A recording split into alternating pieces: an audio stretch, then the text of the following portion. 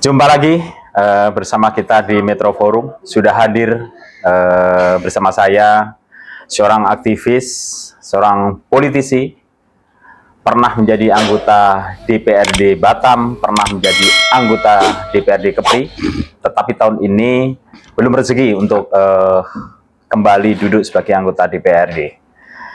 Dia Bung Uba. Selamat pagi buat seluruh pemirsa Pos Metro. Pos Metro. Oke, Bang Forum. Uba. Sebelum saya korek-korek lebih dalam lah, saya mau ngulik-ngulik dulu. Apa penyebab Bang Uba gagal untuk jadi anggota DPRD Kepri untuk tahun ini? Sebenarnya bukan gagal, habis kontrak. Habis kontrak. Ya, Kenapa? memang kontraknya kan 5 tahun. Jadi ya kalau ibaratnya di outsourcing itu nggak diperpanjang. Jadi agak diperhalus dikit lah. Ya. Oh ya, oke. Kenapa Abang sampai tidak diperpanjang oleh rakyat? Itu dia. Tentu memang situasi dan kondisi mungkin dari sisi manajemen ya kampanye dan manajemen pemilu saya itu kurang adaptif, kurang bisa menyesuaikan dengan situasi pemilu dan pilpres di 2024. Jadi lebih ke kesiapan manajemennya. Ya, kalau saya lihat selama ini Bung Uba ini kan orang yang paling vokal menyuarakan untuk kepentingan rakyat, gitu kan. Tetapi saat pelaksanaannya justru orang nggak milih Abang. Ini kan jadi. Ya. Jadi ibaratnya kalau saya pemain bola itu pemain Barcelona, rupanya lapangannya becek, becek dan berduri. Jadi memang ada asuransi, tetapi asuransi nggak cukup kalau dipaksakan. Jadi itu situasinya. Jadi mengantisipasi itu butuh memang apa ya, katakanlah kesiapan tertentu gitu. Tapi ini jawaban normatif ya. Abang nggak nyebut ya bahwa ini soal money politik atau apa ya. Nah, artinya lebih soal kesiapan. Jadi kita kan perlu kesiapan yang betul-betul ya dalam konteks manajemen kampanye dan manajemen pemilu tadi itu. Karena kita harus bisa membaca situasi lapangan. Ya tiba-tiba hujan deras. Oh gitu. Iya, kadang-kadang kan yang kita bayangkan ramalan cuacanya begini ternyata agak berbeda. Akhirnya bisa ngeplesetin ya, Bang. Iya, betul. Meskipun pemain bintang pun bisa kepleset kan. Iya, betul. Oke. Sekarang kita mau masuk ke soal pilkada. Untuk pilkada tahun 2024 ini, untuk gubernur ya, Abang mendukung ke siapa? Pak Rudi dan Pak Rafiq. Kenapa? Apa alasan utamanya dukung? Yang pertama soal background saya dulu ya. Saya pernah di DPRD Kota Batam. Saya pernah di DPRD Provinsi. Yang menjadi ukuran seorang kepala daerah adalah kinerja. Jadi dari indikator dan parameter ini saya melihat bahwa tantangan khususnya Provinsi Kepri setelah saya 5 tahun di DPRD, saya lihat memang dibutuhkan pemimpin yang tidak hanya sekedar mau bekerja, tapi juga berani. Itu yang mendasarin kenapa saya memilih Rudi dan Rafiq.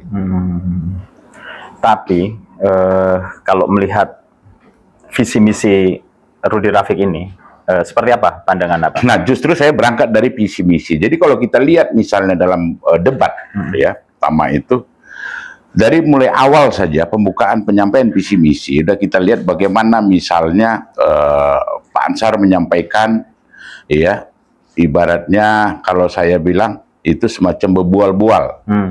Nah, seharusnya visi misi itu disampaikan secara sistematik, terukur, ya, dan efektif. Nah, dalam posisi yang disampaikan oleh Pak Rudi itu kelihatan memang dia sudah memiliki konsep yang jelas tentang apa yang akan dilakukannya ketika dia nanti menjadi gubernur. Jadi bukan lagi mereka-reka. Dari penyampaian yang waktu yang singkat itu, masih tersisa lagi waktu, dan sementara Pak Ansar ya kelihatannya masih meraba-raba. Nah, khusus misalnya kalau saya lihat dalam konteks yang menyangkut visi dan misi kemaritiman. Dari kedua sisi ini, baik Pak Rudi maupun Pak Ansar, saya kira pengalaman Pak Rudi itu di atasnya Pak Ansar. Karena Pak Rudi diuntungkan beliau menjabat sebagai ex officio kepala BP. Jadi bagaimana beliau melakukan koordinasi, sinkronisasi, dan juga melaksanakan program, itu sudah lebih tinggi levelnya dari Pak Ansar. Karena Pak Rudi katakanlah di dalam upaya mengembangkan program itu berhubungan langsung dengan pemerintah pusat, langsung direct ya dengan Komisi 6 DPR RI, dengan kementerian, dan ini saya pikir salah satu keunggulan yang menurut saya sangat diperlukan kalau kita mau memilih gubernur. Jadi bukan lagi yang mencari-cari. Dan di sisi lain saya pikir memang Rudi tipikal pekerja. Ya, oke. Nah, tipikal pekerja ini, kalau melihat tantangan Provinsi Kepri sebagaimana dipaparkan oleh kedua kandidat, dibutuhkan orang-orang yang memang betul-betul memiliki komitmen untuk kerja itu. Nah, kalau Pak Ansar saya plesetkan, kan kalau Pak Rudi itu tipe pekerja, Pak Ansar itu tipe persandiwara. Jadi untuk memimpin provinsi, saya kira dibutuhkan kejelasan-kejelasan yang pada akhirnya masyarakat bisa dikatakanlah diberikan semacam jaminan, jaminan bahwa pemimpin ini melakukan ABCA begitu. Itu kira-kira. Tapi gini Bang, tadi Bang Guba bilang bahwa pengalaman menang Pak Rudi dibanding Pak Ansar. Tetapi Pak Ansar ini incumbent, 5 tahun memimpin Kepri, dan waktu itu Abang sebagai anggota DPRD Kepri. Betul. Nah, tentu saja tahu kinerjanya Pak Ansar gitu kan. Abang melihat seperti apa? Apakah Pak Ansar saat menjabat 5 tahun itu tidak seperti yang Abang lihat? Seperti apa gitu? Begini, Pak Ansar tipenya defense. Jadi Pak Ansar ini kan tipikal politisi, menunggu kesempatan. Ya, kalau di dalam kerja partai-partai sih oke. Tetapi dalam kerja pemerintahan saya pikir nggak bisa. Contoh misalnya, ketika dana transfer itu terlambat atau dikurangin, itu harus dikejar ke pusat. Tanya, perdebatkan. Kenapa hak kami oh ini seluruh Indonesia. Iya, tetapi kami berbeda. Kami negeri kepulauan. Itu tidak dilakukan. Nah, ketika misalnya hak kita untuk mendapatkan retribusi ya dari Labu Jangkar misalnya, itu harus berani. Nah, jadi jangan defense. Jadi saya pikir tipikal birokrasi dan politisi seperti ini membuat roda pemerintahan lambat sekali bekerjanya. Saya sebagai anggota DPRD memang mengkritik keras. Mengkritik keras karena saya pikir begini, lebih cenderung dia kerja semacam melaksanakan rutinitas saja.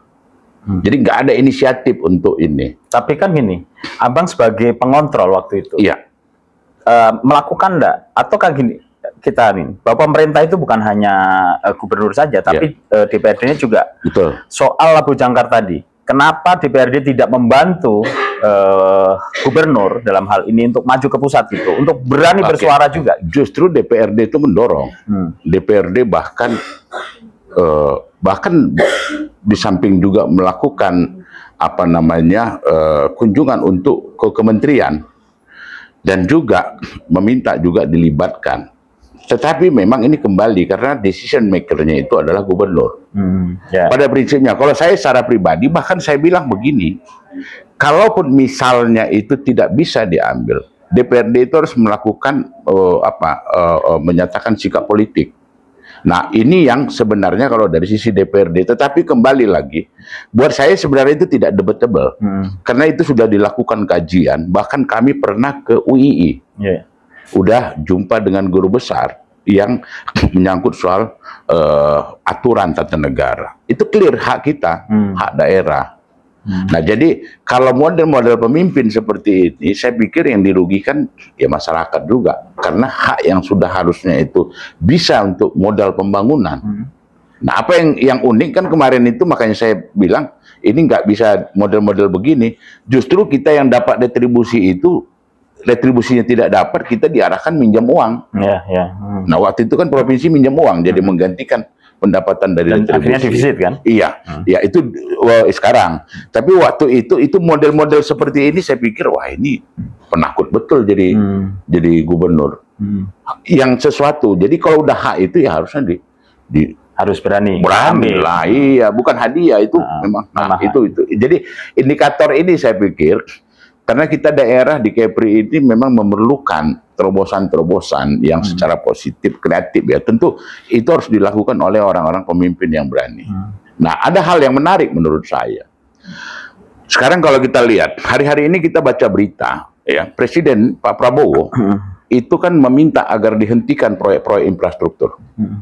Yang mungkin di sini karena situasi ekonomi, ya, ekonomi kita. Nah, tetapi di situ bukan berarti stop sama sekali. Nah, kalau kita kaitkan dengan kita di provinsi ini, kalau seandainya itu dilakukan, di stop, maka ini stop. Tetapi saya melihat peluang sebenarnya ada.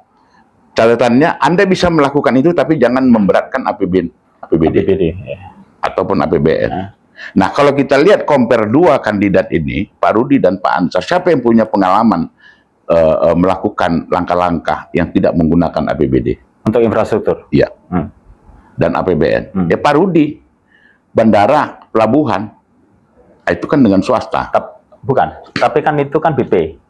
BP kan APBN. Iya, betul. Enggak, artinya posisi di BP itu dilakukan ya di dalam upaya ya mencari. Nah, saya bicara tentang pengalaman. Jadi sudah punya pengalaman sebagai tadi kan pengalaman sebagai kepala ex officio kepala BP itu sangat membantu bagaimana nanti dia sebagai gubernur bisa memanage tentang upaya-upaya ya pengembangan daerah dengan kerjasama dengan swasta. Nah, itu yang kita harapkan sebenarnya. Kalau misalnya apa yang disampaikan Pak Prabowo ya sebagai Presiden Republik Indonesia, oke, stop dulu infrastruktur. Nah, artinya harus ada upaya-upaya kreatif dari kepala daerah. Dan itu hanya bisa dilakukan oleh Rudi. Ansar nggak bisa. Itu keyakinan. Clear itu clear. Itu keyakinannya. Iya, by experience dan indikator kinerjanya jelas. Karena provinsi nggak pernah melakukan itu.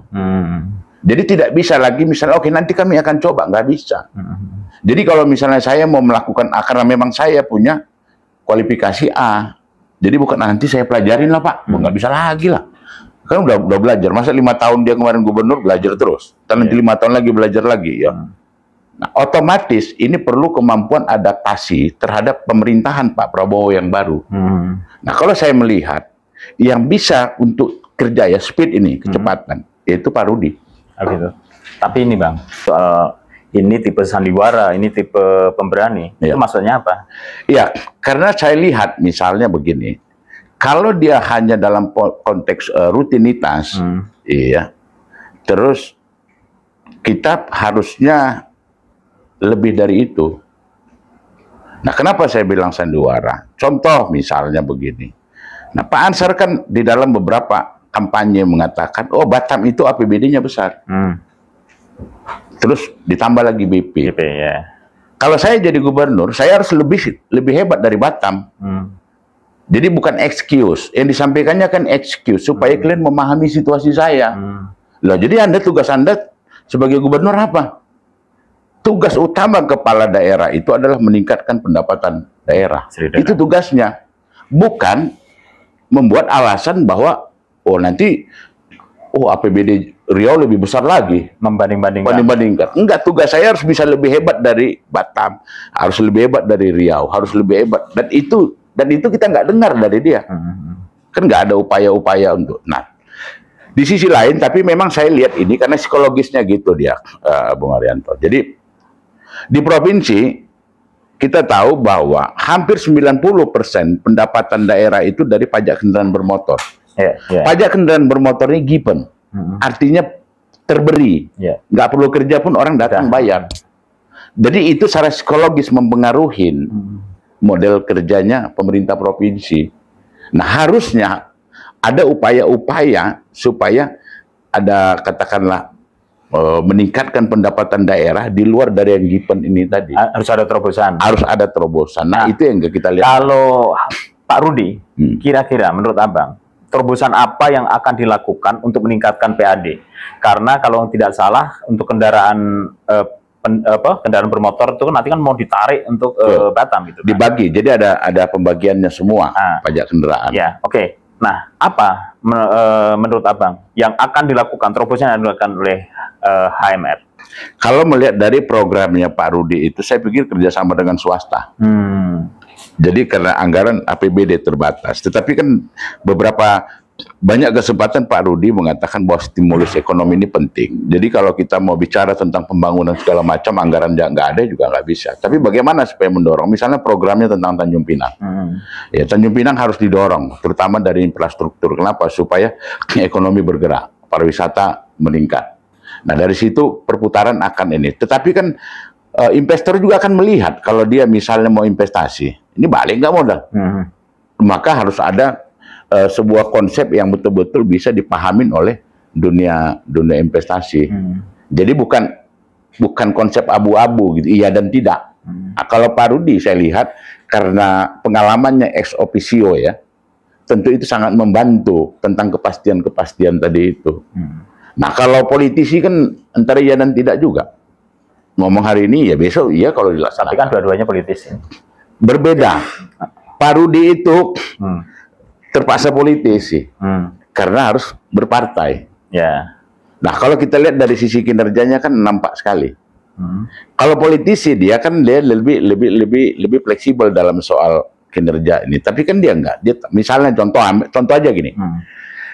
Ada dua permasalahan. Ada satu permasalahan yang paling krusial setiap tahun kalau kita lihat. Sekolah. Ya. Yeah. Baik di SD, SMP, SMA, SMK itu selalu karena faktor zonasi. Ya. Selalu bermasalah. Coba lihat dua pemimpin ini. Rudi datang sekolah, saya nggak mau tahu ini beres. Nah, dari gubernur itu nggak ada omongan. Sehingga orang ketakutan semua, bernangis-nangis segala macam orang tua. Nah, ini kan bisa kita lihat sebagai sebuah ukuran.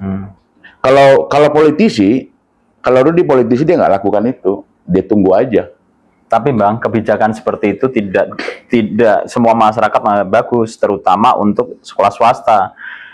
Sistem yang, pokoknya sekolah ini harus nampung semuanya. Yang swasta itu yang teriak Bang. Kebetulan nyampe juga ke pos metro gitu Bang. Nah, saya kira memang ini sejak awal, saya waktu di kota pun juga mendorong supaya ada subsidi. Iya, saya nggak tahu apakah di kota sudah ada, di provinsi juga kita dorong.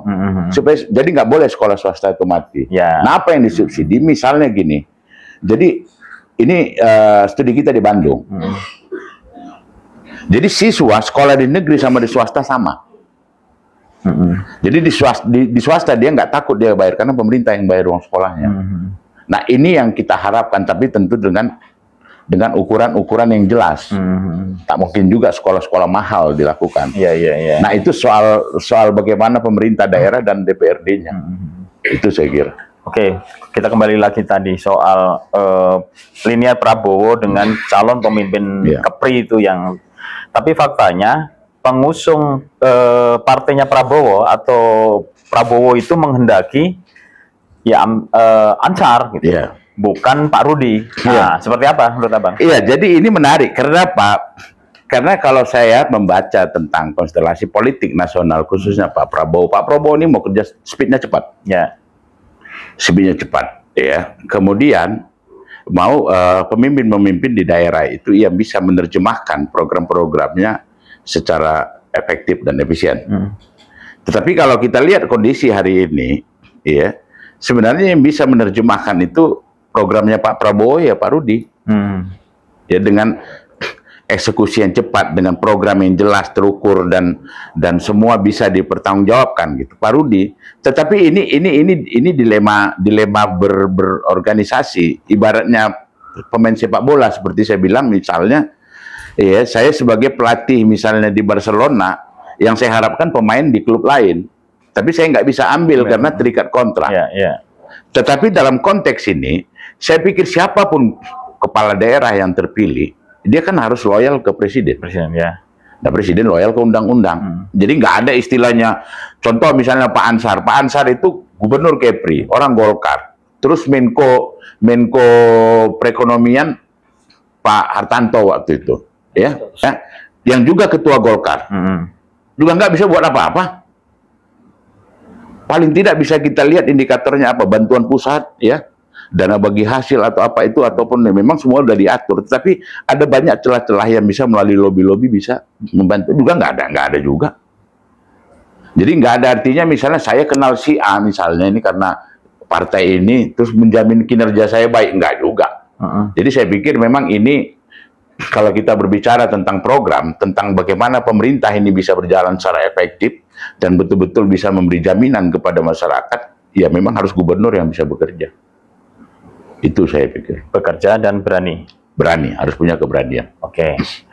Terus ukurannya berani itu seperti apa menurut Bung Ubah? Jadi misalnya kalau ada sesuatu yang menjadi hambatan, dia harus kejar, cari solusi, cari permasalahan yang menjadi hambatan. Jangan menunggu, akan belum ada regulasinya. Nah selama ini di provinsi kan begitu, kita tunggu aja. Kapal ini jalan terus nih. Iya kan? Nah contoh defisit ini anggaran pemerintah provinsi sekarang ini kan karena model-model defensif tadi itu tunggu aja.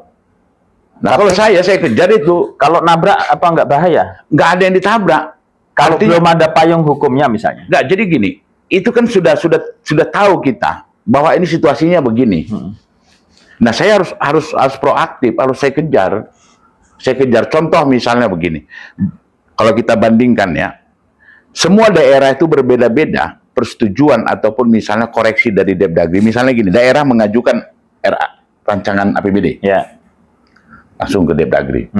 Daerah A, daerah B, itu beda-beda itu percepatan hasil koreksinya. Ada daerah hari ini diantar, besok sudah oke. Ya. Nah, itu kenapa? Karena mereka punya kemampuan lobby, punya kemampuan komunikasi. Dan dia kan tidak ada yang ditabrak. Nah kalau kita antar udah tinggalin barang tuh. Makanya selalu paling bontot. Evaluasinya kayak kemarin kan, bolak-balik. Ya memang mereka kenal, tetapi tidak ada upaya serius bahwa kami ini betul-betul harus diperhatikan. Itu maksud saya. Jadi keberanian itulah yang harus ditunjukkan oleh pemimpin. Karena terlambat kemarin itu, ya kan. Kemudian sudah terlambat, defisit lagi. Ya. Nah, itu contohnya menurut saya.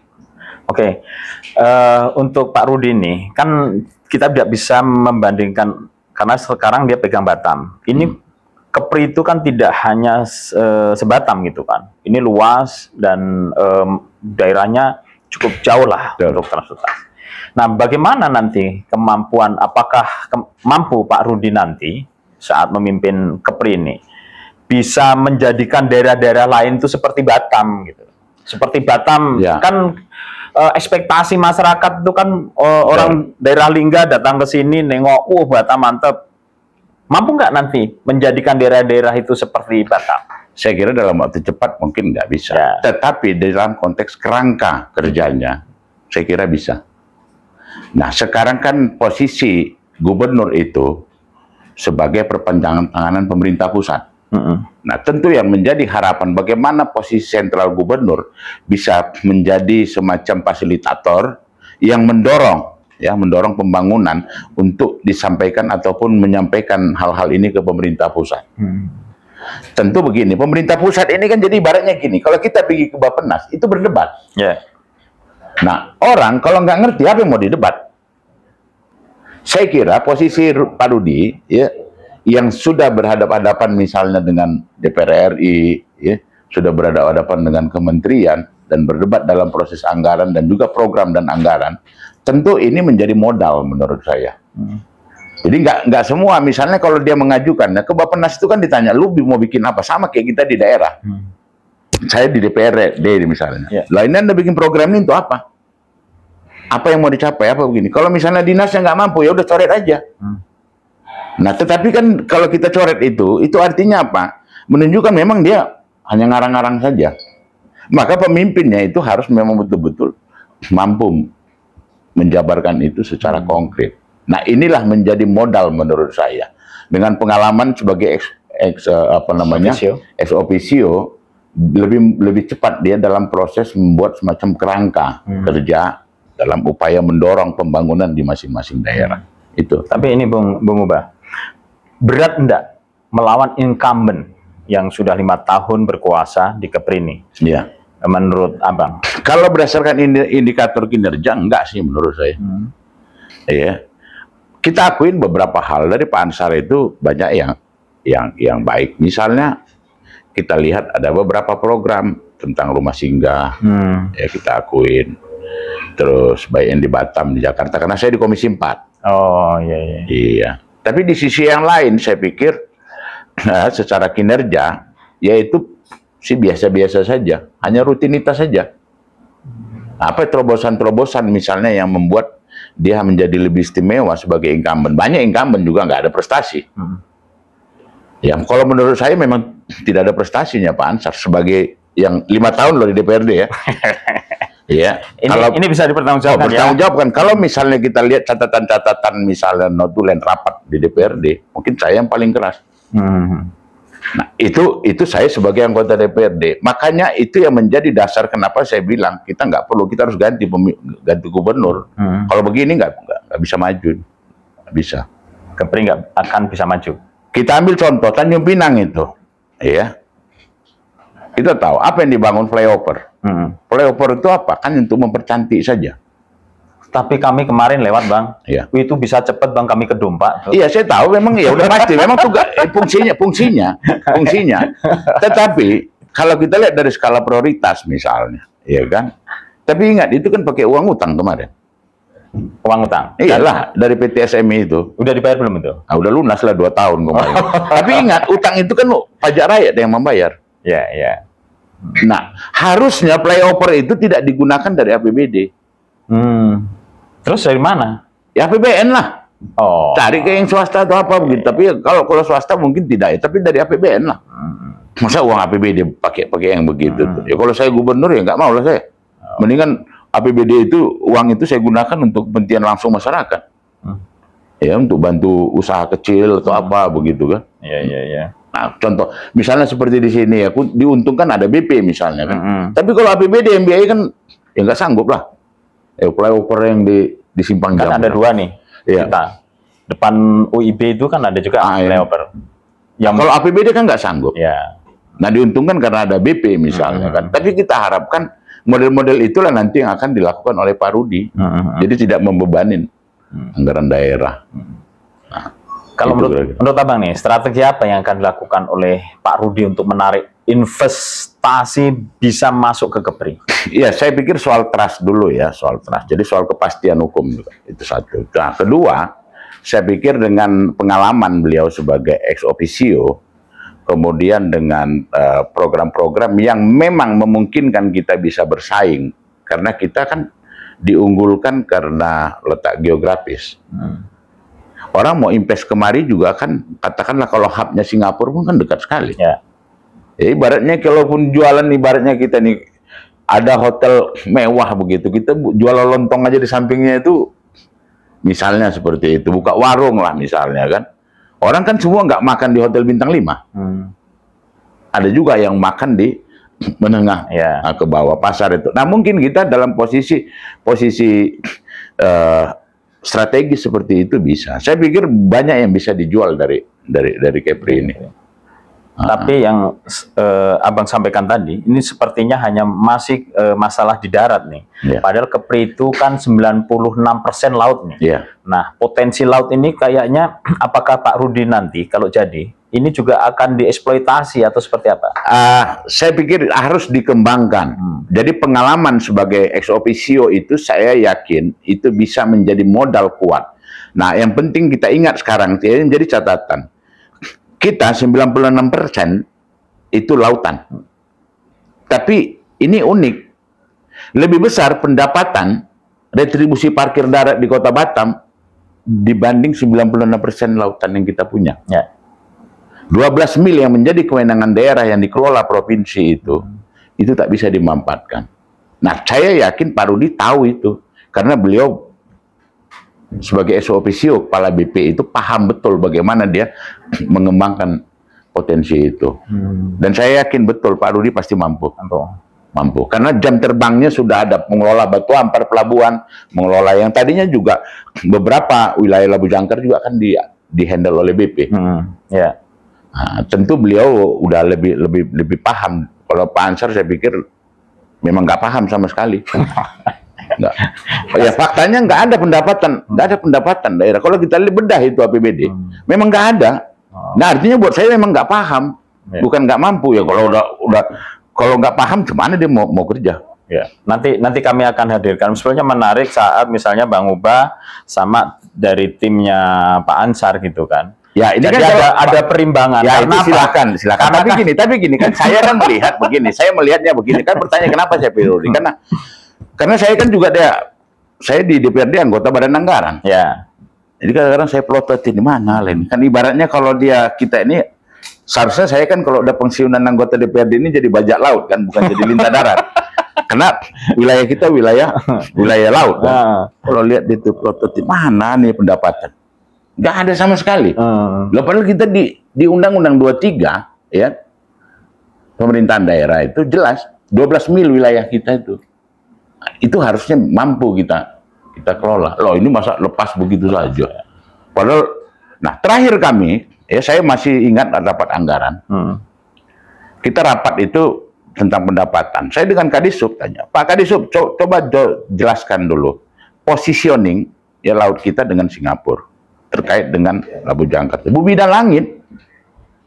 Di sana ribuan, kita satu pun nggak ada. Artinya dalam konteks untuk pemasukan. Nah kita harapkan gubernur ini nanti yang betul-betul mampu memanage ini, sehingga potensi pendapatan yang sangat besar itu, ya. Kalau hitung-hitungan saya setahun, kalau kemarin 200 miliar ditargetkan tahun pertama, mungkin 5 tahun itu bisa mencapai 1 triliun. Ya, bayangkan PAD kita kalau bisa disupport itu, dan itu akan berpotensi bertambah terus. Ini kan soal komunikasi dengan pusat dan Singapura kan. Dan yang bisa melakukan itu hanya? Ya saya kira dengan pengalamannya Pak Rudi mampu. Ya. Hanya pengalamannya Pak Rudi mampu. Ya.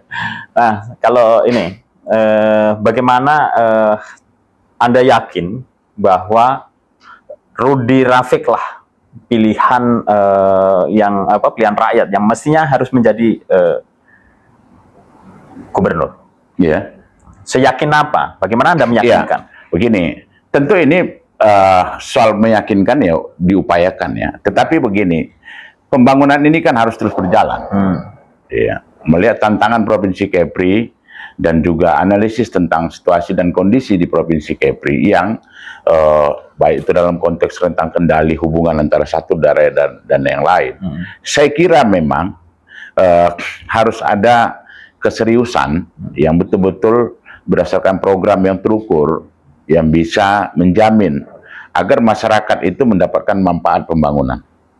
Nah, kalau saya pikir Pak Rudi sudah paham lah itu kan di beberapa kampanye kan disampaikannya. Saya pikir itu tidak muluk-muluk, tidak muluk-muluk. Artinya tidak artinya tidak menjanjikan sesuatu yang luar biasa menurut saya. Mungkin untuk Pak Ansar itu luar biasa. Kalau Pak Rudi saya yakin itu biasa-biasa saja. Biasa-biasa saja.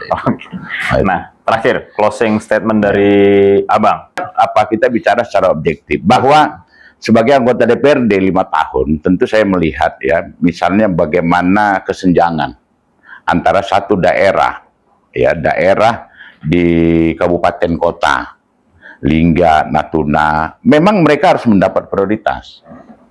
Tetapi ini kembali lagi, harus ada keseriusan dari kepala daerah. Bukan hanya lip service atau hanya semacam polet ataupun politisi omon-omon begitu. Jadi mereka harus juga mendapatkan akses untuk bisa maju, yaitu harus diperhatikan secara serius. Jadi bukan hanya mau kampanye saja datang ke sana terus janjikan ini tapi enggak.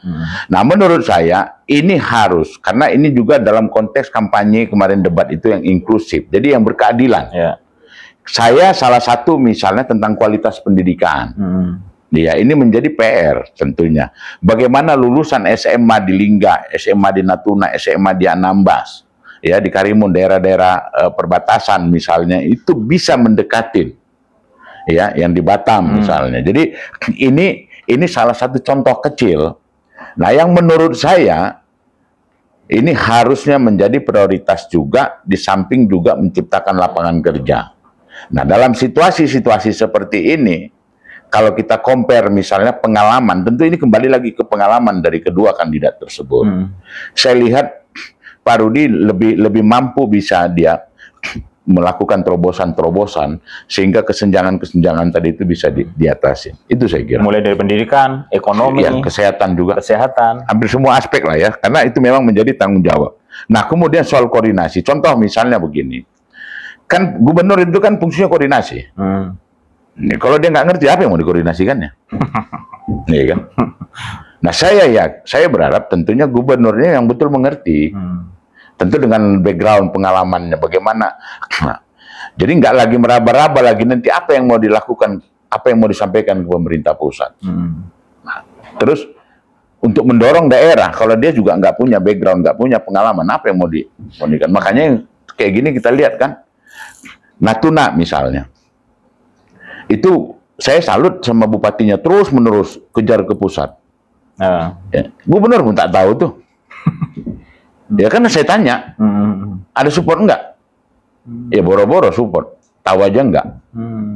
Nah kita kan berharap seperti itu ke depan, koordinasinya juga akan lebih maksimal. Ya misalnya kalau kita lihat di YouTube itu Pak Wabubnya itu wakil bupati itu, Rodial itu dengan Komisi 1 DPR RI loh. RDP itu tentang batas laut, tentang ini semua safeguard apa segala macam potensi Natuna. Provinsi kan nggak ada terlibat di situ. Nah ini contoh-contoh menurut saya. Jadi kita berharap ke depan ini adalah progres yang bisa kita rasakan dengan hadirnya pemimpin, hadirnya gubernur yang baru nanti tentu yang baru karena harus ganti kan. Nah, kalau enggak, ya enggak ada. Tagline-nya itu ya? Gubernur baru. Supaya ada progres pembangunan di Kepri ini. Ya kalau saya pribadi ya, karena saya tentu ukuran saya sebagai anggota DPRD, tentu saya melihat di situ. Kita punya potensi yang besar, tetapi kok geraknya lambat kali. Nah harusnya kelas kita bukan lagi kelas speednya yang ini, tapi udah harus kencang lah, iyalah. Berarti Kepri mau maju harus cari pemimpin yang berani. Iya. Paling tidak kan kalau kita analogikan misalnya apa yang disampaikan Pak Rudi, jalan kita misalnya, jalan satu sisi itu sudah mendekati Johor misalnya, itu udah lebih baik dari Johor. Saya pikir laut kita juga nanti harus lebih baik juga. Kalaupun nggak bisa lebih ya mendekatin lah. Sehingga ada benefit, ya benefit sosial ekonomi untuk ini. Karena kan masyarakat nggak ada ngerasakan ini 12 mil laut ini nggak ada rasanya. Ya, lewat aja. Jadi kita ini kayak seperti ini. Nah, jadi inilah harapan kita. Jadi semua potensi yang ada ini betul-betul bisa di-manage dan dimanfaatkan untuk kepentingan daerah. Saya kira itu. Terima kasih. Semoga apa yang disampaikan oleh Bung Uba tadi soal keberanian, soal akan mengubah ekonomi, pendidikan masyarakat di Kepri akan terwujud dan tidak hanya sekedar omon-omon. Terima kasih, Bung Uba. Thank you, sama-sama. Sampai jumpa Metro Forum berikutnya.